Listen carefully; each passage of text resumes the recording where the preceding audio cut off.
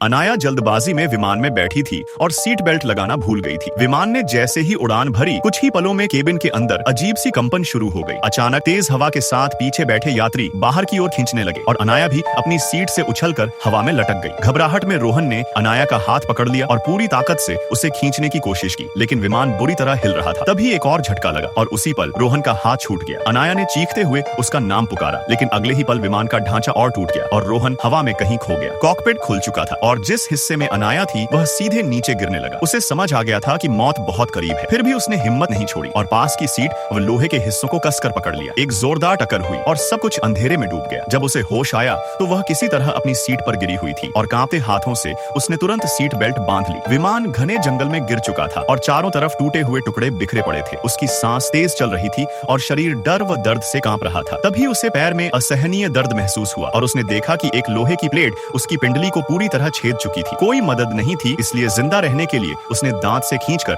उस प्लेट को धीरे धीरे बाहर निकाला। स्कर्ट फाड़कर पैर को कसकर बांध लिया ताकि खून रुक सके और दर्द से लड़ते हुए वह खड़ी होकर मदद के लिए चिल्लाने लगी। उसे एक और महिला दिखी, लेकिन वह बहुत कमजोर थी और जवाब नहीं दे सकी। तभी ऊपर से हेलीकॉप्टर की आवाज आई, जिससे अनाया की आंखों में उम्मीद चमक उठी। वह केबिन से बाहर निकली और पूरी ताकत से चिल्लाई, लेकिन घने पेड़ों के कारण पायलट उसे देख नहीं पाया और हेलीकॉप्टर आगे निकल गया। वापस केबिन की ओर जाते समय अनाया ठिठक गई, क्योंकि अंदर एक बाघ शव को नोच रहा था। पीछे हटते समय एक सूखी टहनी टूट गई और आवाज सुनते ही बाघ उसकी ओर दौड़ पड़ा। लेकिन अफसोस, किसी ने वीडियो को लाइक सब्सक्राइब नहीं किया।